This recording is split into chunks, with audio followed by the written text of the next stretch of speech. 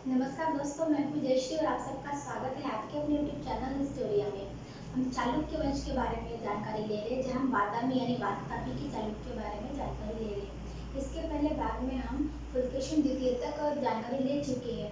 अब हम पुलकेशिन द्वितीय के जो उत्तराधिकारी है उनके बारे में जानकारी लेने वाले हैं, क्योंकि पुलकेशिन द्वितीय के काल के बाद जितने भी उत्तराधिकारी है वो अयोग्य थे और इसी कारण बादामी के जो चालुक्य हैं उनकी सत्ता का पतन हुआ है। ठीक है, अगर आपको आज की वीडियो अच्छी लगे तो लाइक करना, शेयर करना, सब्सक्राइब करना ना भूलें।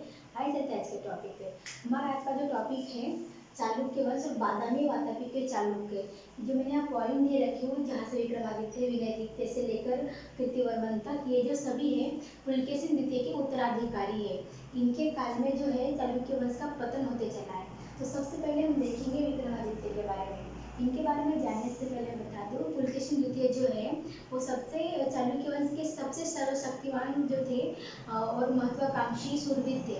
लेकिन उनकी जो युद्ध पल्लव नरेश नरसिंह वर्मन के साथ होता है और नरसिंह वर्मन जो पल्लव के जो शासक होते हैं पुलकेशिन द्वितीय को हरा देते हैं और उनके साथ लड़ते लड़ते पुलकेशिन द्वितीय की मृत्यु हो जाती है।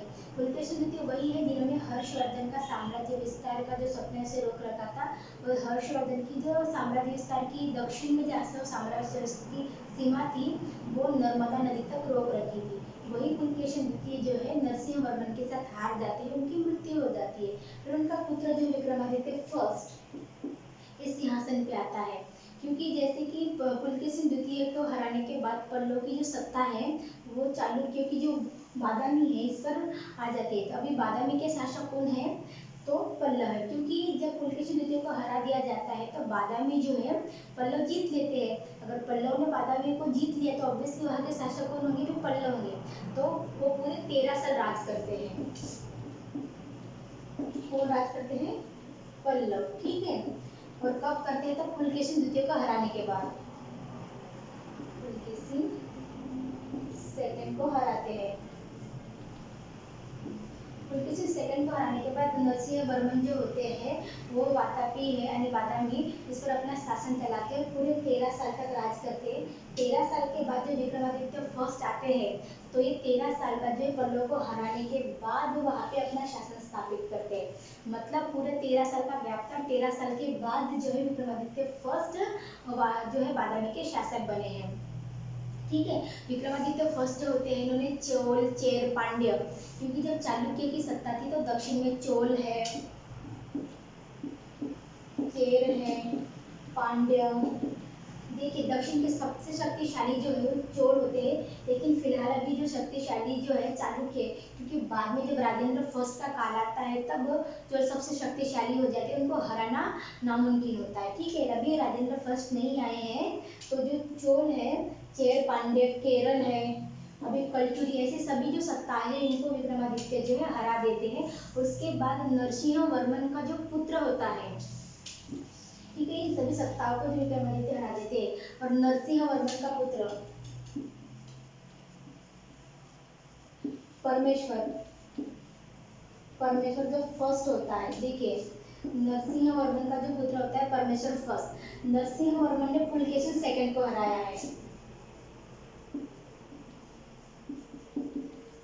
तो पुलकेशिन सेकंड का जो पुत्र होता है विक्रमादित्य, इसकी जो लड़ाई होती है नरसिंह वर्मन के पुत्र पुलकेशिन पर परमेश्वर फर्स्ट के साथ होती है। विक्रमादित्य फर्स्ट जो है परमेश्वर फर्स्ट को हराता है और जो शासन है चालुक्य का वो अपने कब्जे में कर लेते हैं। अपना जो राज्य है यानी कि उनका जो खुद का राज्य था चालुक्य वंश का जो वातापी यानी बादामी, उसको स्वतंत्र कर लेता है। किससे? परमेश्वर फर्स्ट से जीत लेता है, वह स्वतंत्र शासक बन जाता है। उसके बाद ये पल्लव की जो राजधानी होती है लाड,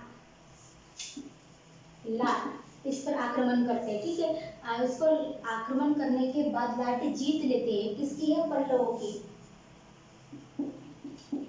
पहले इन्होंने पल्लव पे आक्रमण किया, क्योंकि पल्लव देखिए जब तक चालुक्य और पल्लव रहे एक दूसरे पे आक्रमण करते रहे, कभी चोलों की सत्ता आई है, कभी राष्ट्रकूटों की सत्ता आई है चालुक्य पे, तो कभी पल्लव की सत्ता आई है। ठीक है, अगर जब हम आगे वेंगी और कल्याणी के शासकों के बारे में देखेंगे तब चोल जो शासक है वो शक्तिशाली हो जाते हैं। फिलहाल बादामी के जो चालुक्य है इनका और पल्लव का 36 का आंकड़ा है, क्योंकि इनके साथ जो पल्लव के बिल्कुल नहीं पटती है। ठीक है, और फिर राष्ट्रकूट भी आ जाते हैं इनमें शामिल होने के लिए। तो कभी पल्लव आक्रमण करते हैं और पल्लव का बदला लेने के लिए उस पर फिर चालुक्य आक्रमण करते हैं, फिर चालुक्य का बदला लेने के लिए फिर पल्लव आक्रमण करते हैं। मतलब इनका एक दूसरे पे आक्रमण करना चालू रहता है। कुछ दिनों तक पल्लव शासन करते हैं, कुछ दिनों तक जो चालुक्य शासन करते हैं। बादामी के चालुक्य की हम बात कर रहे हैं।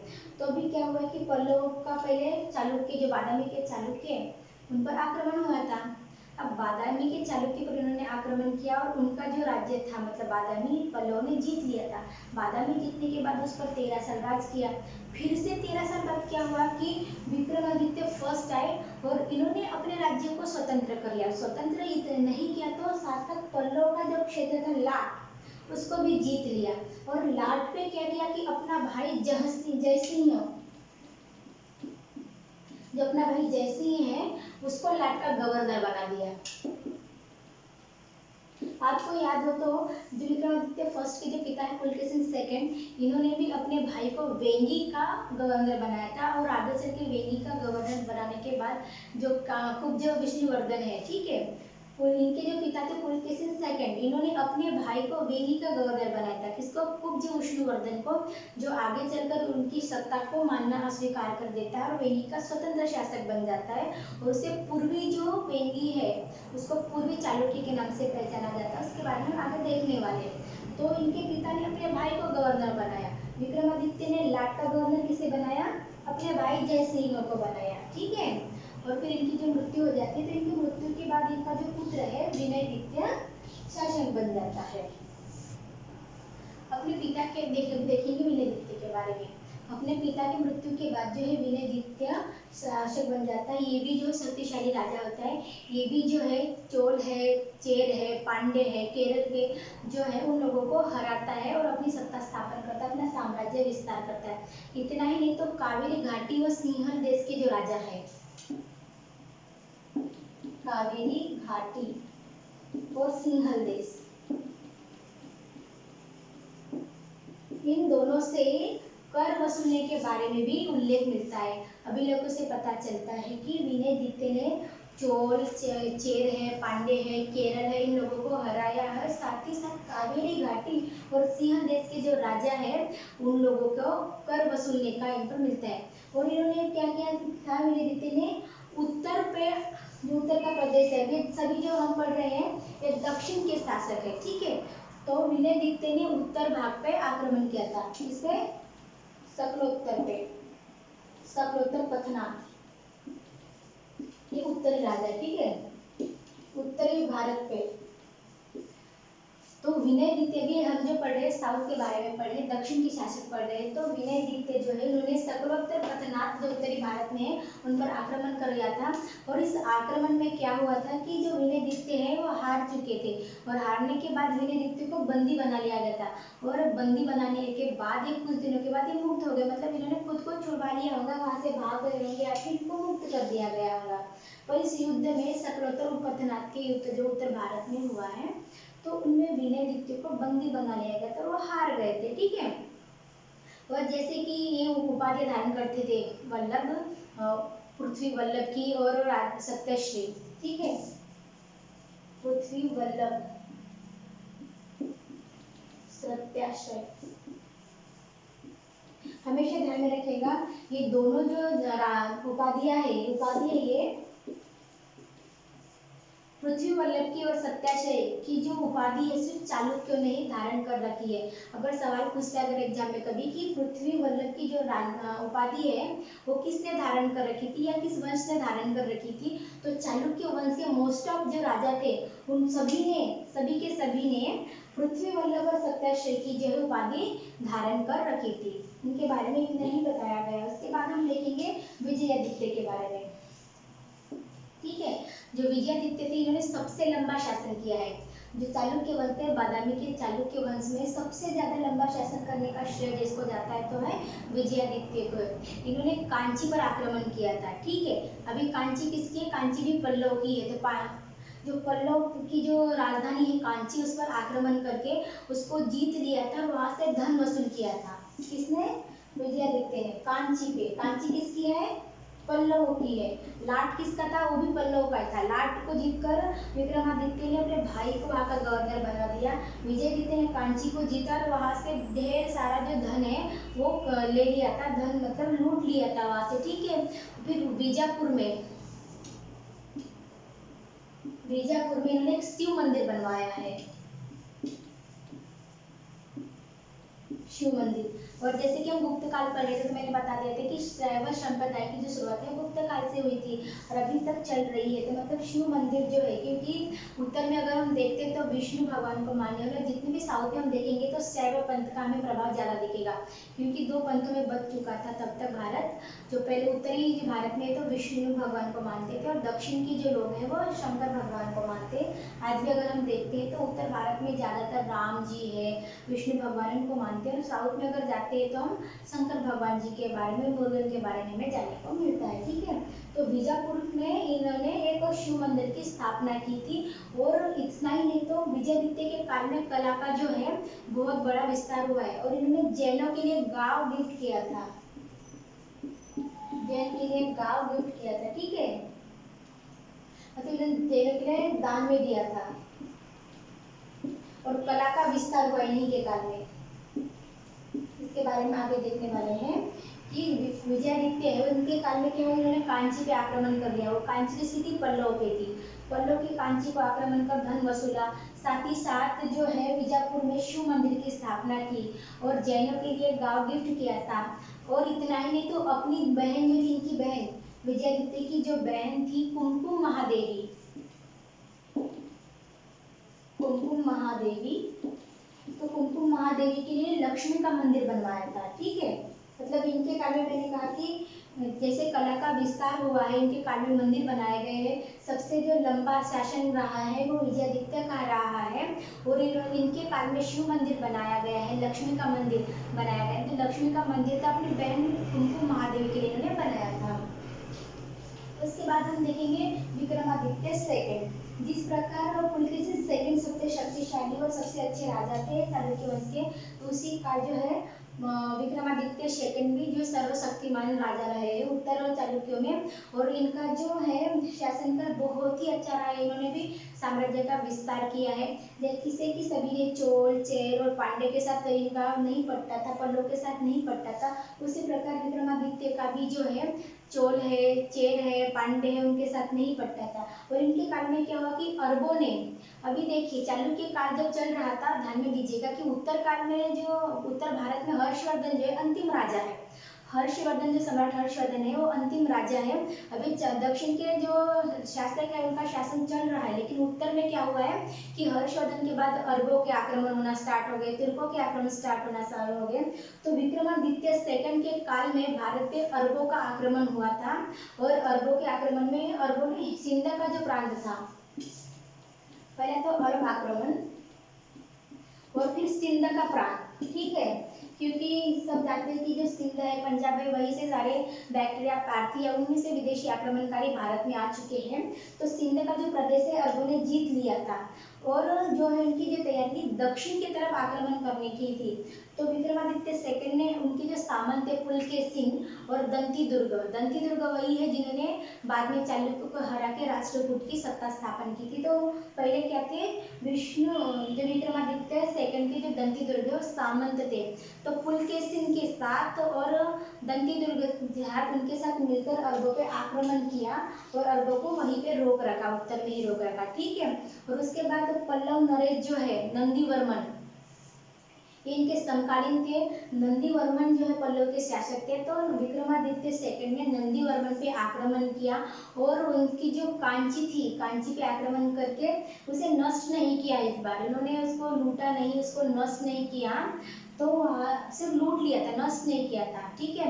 उसके बाद इनके जो पांडे, जैसे कि बताया मैंने, पांडे है, चोल है, चेर है, केरल के साथ इनके जो संबंध कुछ अच्छे नहीं थे, हमेशा जो है इनकी उनके साथ लड़ाई होती रहती थी। जब विक्रमादित्य सेकंड जो है इन्होंने पल्लव की जो कांची उनको जीत लिया, तो कांची कोंडल, कांची कोंडल, ठीक है, एक नई उपाधि है अभी इसमें, कांची कोंड, और क्या फिर कांची कोंडल भी बोल सकते हैं, फिर कांची कोंड भी बोल सकते हैं, ठीक है। तो कांची कोंड की उपाधि जो है किसने धारण कर रखी थी, तो विक्रमादित्य सेकंड ने। अभी क्या हुआ, विक्रमादित्य फर्स्ट के काल में क्या हुआ था कि जो लाट है, पल्लव से लाट छीन लिया गया था और उस पर विक्रमादित्य फर्स्ट ने अपने भाई जयसिंह को गवर्नर बनाया था। विक्रमादित्य सेकंड के काल क्या हुआ कि जो लाट है उसको राष्ट्रकूटों ने चालुक्यों से जीत लिया था और उसको वापस पाना विक्रमादित्य सेकंड के लिए आसान नहीं था, फिर उन्होंने शायद उसे वापस नहीं लिया होगा। तो अभी लाट पर जो है चालुक्यों के बजाय राष्ट्रकूटों की सत्ता आई है। विक्रमादित्य फर्स्ट है, उनके टाइम क्या था कि जो चालुक्य थे, लाट पर चालुक्य की सत्ता थी। विक्रमादित्य सेकंड के टाइम क्या हुआ कि लाट पर अभी राष्ट्रकूटों की सत्ता आई है।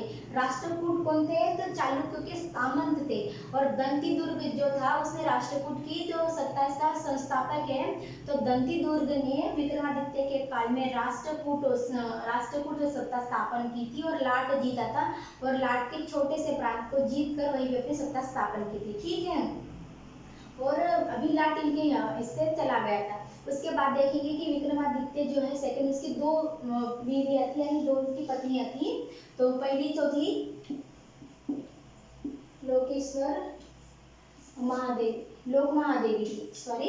लोक महादेवी, दूसरी थी त्रैलोक महादेवी।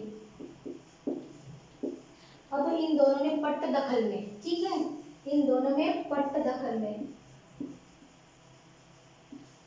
में दो मंदिर बनवाए थे, ठीक है।